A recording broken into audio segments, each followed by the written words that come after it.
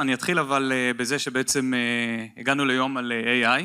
אני לעומת זאת הולך לדבר איתכם קצת על הגורם האנושי, ספציפית בצד של פאבלישינג, יותר חשוב גם בצד של לעשות כסף מפאבלישינג, שאני מניח שחשוב לכולם. אז אני גיא, אופיר כבר הציג אותי, אני לא אתעכב על זה יותר מדי, אני אגיד שמזה כמה חודשים אני הצטרפתי לחברת אקסולה, מבטאים את זה אקסולה, לא אקסולה או משהו כזה. החברה עצמה נמצאת כבר 20 שנה בתעשייה, בתחום הזה בעצם הבסיס של החברה זה תשלומים למשחקים, והחברה שמזה הרבה זמן היו לה שותפים ישראלים, החליטה להיכנס פה עכשיו ממש עם מקום פיזי, סייט שנמצא ממש קרוב אלינו במגדלי דה וינצ'י. זה לא משרד בשבילי בחברה, זה בעצם משהו שאמור לשרת את קהילת המשחקים, זה סוג של co-working space, אקסלרטור, אנחנו קוראים לזה קלאב, וזה המקום הראשון בעולם שאקסולה, שוב חברה עם 1,400 עובדים, הרבה סייטים, החליטה להקים את זה בישראל, כי היא רואה פה משהו שהיא לא רואה במקומות אחרים, וזה תעשיית משחקים ממש שיכולה להתקדם אורגנית. אנחנו מאוד מקווים שחברות המשחקים הגדולות האחרות, שוב היה פה קודם פסגים מקרייזי לאב, אופיר הזכיר כבר שעבדתי קודם בפלאריום, שאגב מבטאים את זה פלאריום ולא פלאריום. אנחנו מקווים שהחברות הבאות אולי יוכלו לצמוח בעזרתנו. אבל אני לא הולך לדבר על הקלאב היום, בשביל זה יש לנו דוכן בחוץ, תוכלו לשמוע הרבה. אני הולך לדבר על הפרדוקס של פרודקטיביות ב-AI. קודם כל, רק ישור קו, AI כבר נמצא כאן, סגי כבר הראה איזה דברים הם עושים בחברה כמו אצלם, אני בטוח שיש פה גם הרבה אנשים שיודעים מהתחום ויודעים מה הם עושים אצלם בחברה, אבל אנחנו כבר יודעים שבמובייל קשה יותר לדעת כמה מהמשחקים היום כבר מיוצרים עם AI, על ה-PC, על הפלטפורמה של Steam, שהיא הפלטפורמה הגדולה ביותר, מזה שנה וחצי משחקי AI חייבים באיזשהו דיסקליימר, שיש AI קונטנט במשחק. בשנה וקצת שהמשחקים האלה קיימים, זה טקסט קטן אז קשה לראות, אבל מעל 20,000 משחקים, היום כבר יש בהם דיסקליימר כזה שיש AI קונטנט במשחק עצמו. אני לא מדבר רק על AI בתהליכים, אלא ממש על תוכן במשחק שיוצר באמצעות AI.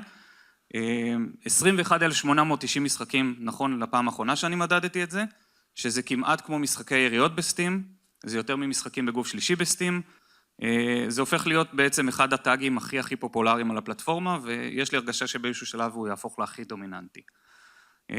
אבל שוב, רק ישור קו, אנחנו כבר במהפכה. והמהפכה היא שבסופו של דבר, גם ברמת הקונטנט, AI מאפשר לייצר משחקים שהם אינסופיים.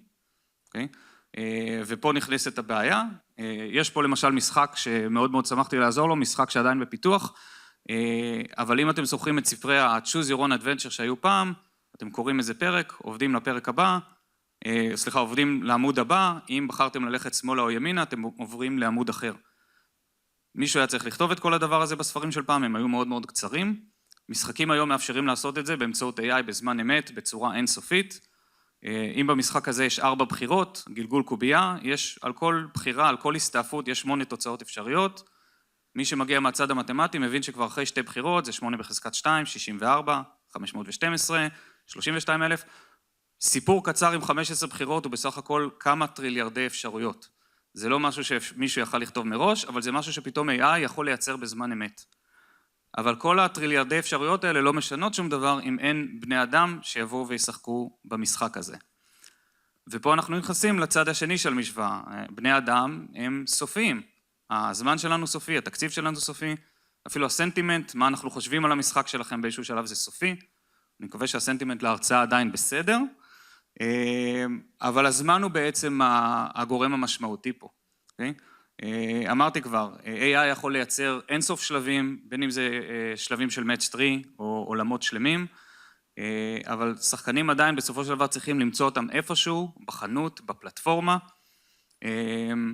והם מוגבלים, הזמן הזה מוגבל, החלון ראווה הזה בעצם, זה גם משהו שמאוד מוגבל.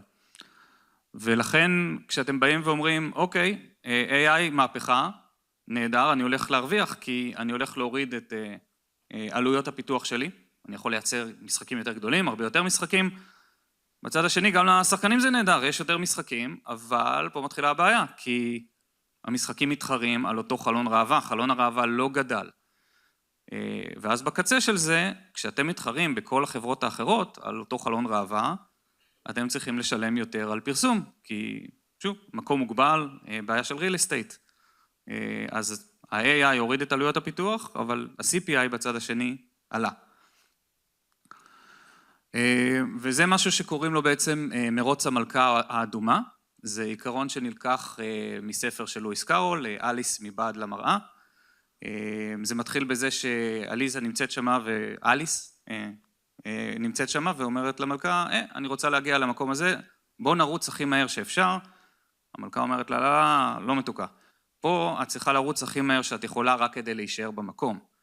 אם את רוצה להגיע למקום אחר, את צריכה לרוץ מהר כפליים. זה כמובן פרדוקס. שאני חושב על זה, גם במבצע סבתא לקחו את זה, אם אתם זוכרים את קרמבו, אתה מתחיל הכי מהר שלך ולאט לאט מגביר, אז לואיס קארול היה שם קודם, אבל בסופו של דבר, זה מה שאנחנו רואים היום עם AI, זה משהו שדרך אגב נלקח בכלל מעולמות של ביולוגיה, הראשונים שראו את זה לא היו אנשי מנהל עסקים כאלה וחברות משחקים, אלא היו ביולוגים שבאו ועקבו אחרי כל מיני זנים של יצורים, טורף ונטרף, שבעצם משתפרים כל הזמן בצורה אבולוציונית, ובסוף הם נשארים במקום, כי כל אחד בעצם גורם לשיפור של השני.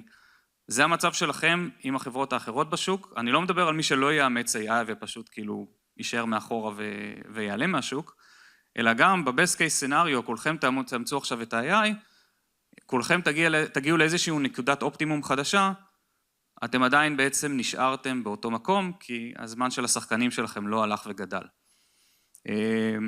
ושוב, אין לי פתרון לזה, זה לא היה פרדוקס, אבל כן יש משהו שאנחנו עושים באקסולה, ואנחנו מקווים שיכול לעזור לכם. בעצם שני צדדים של אותו המטבע, המטבע שלכם, בסוף הכסף שלכם, AI אמור להוריד את עלויות הפיתוח שלכם. אנחנו מדברים על קוד, 2D או 3D asset, זה לא משנה, בדיקות, תהליכים ארגוניים, כל הדברים האלה אמורים בעצם לשפר את המוצר שלכם, לאפשר לו להגיע לשוק במחיר יותר נמוך, ואולי מוצר יותר טוב. מה שאנחנו רוצים לעשות בצד השני באקסולה, זה לעזור לכם בעצם להרוויח יותר מהמוצר הזה. בבסיס, כמו שאמרתי, אקסולה היא חברה שעוסקת בתשלומים, אנחנו מאפשרים לכם לעקוף את ה-30% הסטנדרטיים שלוקחים חנויות כמו אפל, גוגל, סטים על ה-PC, אקסבוקס וכו' וכו'. ואנחנו מאפשרים לכם בעצם ליצור ערוץ שהוא direct to consumer, הוא ערוץ שמאפשר לכם לקחת כסף ישירות מהשחקנים שמוכנים לשלם כסף או על המשחק שלכם, אם זה משחק שנמכר מראש, או בתוך המשחק שלכם, אם זה משחק עם in-app purchases. מעבר לזה, יש פה עוד יתרונות, יש באמת סל שלם של מוצרים שמציעים, חנות ווב שהיא ברנדד, שהיא בעצם עוזרת לכם לברנד, עוד ערוצי מרקטינג, כי אם כבר יש לכם חנות, זה עוד משהו שאנחנו עושים, לא הרבה יודעים על זה, אבל אם יש לכם כבר חנות, ואתם עושים אינפלואנסר מרקטינג, ועושים רי-מרקטינג לשחקנים שכבר מכירים את המשחק, אז במקום לשלוח אותם בחזרה למשחק, רק כדי שיקנו איזשהו מבצע חדש לכבוד האינדיפנדנס דיי האמריקאי, יש לכם כבר חנות, תעשו רי-מרקטינג ישירות לחנות, תרוויחו קצת יותר. ואם יש עצה אחת שאני יכול לתת לכולם היום, שלא הייתה נכונה לפני 3 שנים, זאת אומרת, אם מישהו היה בא ולפני 3 שנים, אומר, אני רוצה לבוא ולהטמיע עכשיו תשלומים במשחק, אני רוצה לעקוף את המרג'ינים האלה, הייתי בא ואומר לו, זה, חכה שהמשחק שלך יהיה מוכן, כאילו עד שהוא יהיה בחוץ, הולכים להשתנות כל כך הרבה דברים, חכה עם זה. היום, אם אתם יכולים להגיע בעצם עם קלוד קוד ועם כל מיני דברים אחרים, למשחק שיוצא תוך 3 חודשים ונמצא בחנות, והשחקנים הראשונים, וכנראה השחקנים הכי טובים שלכם מגיעים כבר בהתחלה, בתקופה הזאת, אל תחכו.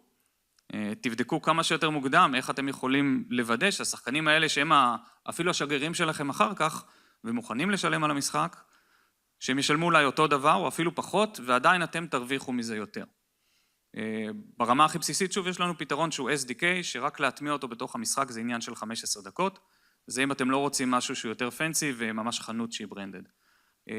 לא לחכות עם הדברים האלה, בטח לא כשאתם רצים כל כך מהר עם פיתוח המשחק שלכם.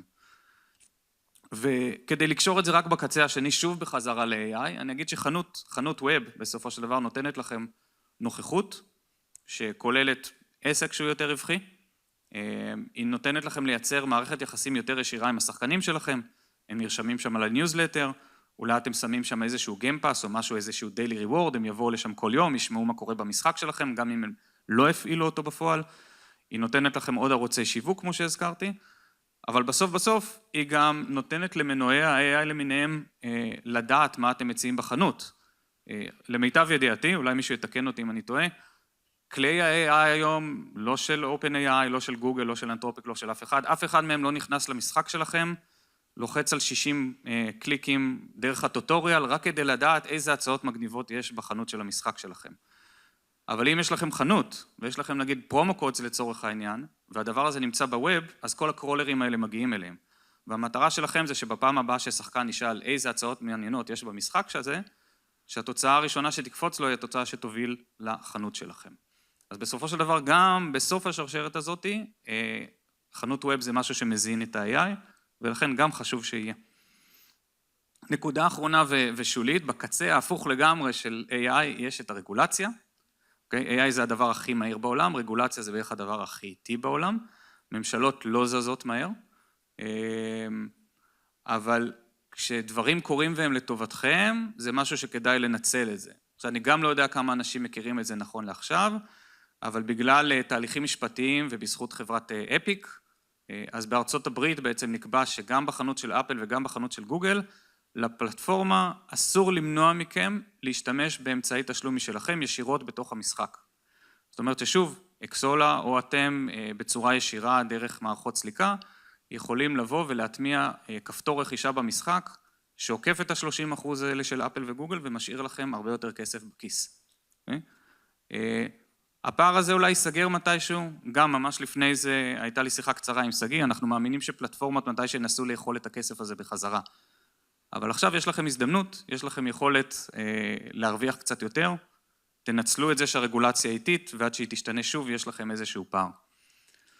וזהו בעצם, בשורה התחתונה זה מה שאני מנסה להגיד, יש פה איזושהי מהפכה, AI הוא מהפכה, הוא משהו שהולך לשנות את כל התפיסות, אתם חייבים להשתמש בו, כמו שאמרתי קודם, רק כדי ליישר קו, רק כדי לרוץ במקום, לפני שאתם מגיעים למקום חדש. מה שאנחנו מציעים באקסולה, זה לא מהפכה, זה איזשהו סוג של אבולוציה עסקית, זה בעצם לאפשר לכם לחשוב, איך מכל דולר ששחקן משלם, אתם רואים בסופו של דבר בחשבון הבנק שלכם יותר, ובהמשך גם איך השחקנים האלה יהפכו לשגרירים שלכם, ויעזרו לכם להפיץ את המשחק שלכם, רק בגלל שהם אוהבים כל כך את החנות או את הפלטפורמה שלכם.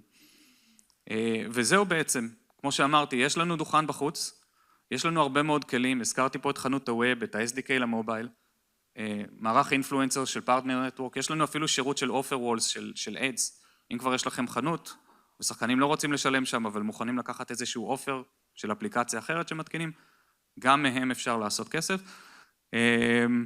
נשמח אם תקפצו אלינו, ושוב, שיהיה בהצלחה לכולם, הולך להיות באמת יום מלא בסשנים, אני לא אומר את זה רק כי אני מנחה איזשהו פאנל בהמשך היום, אבל תהנו מהיום הזה. תודה רבה.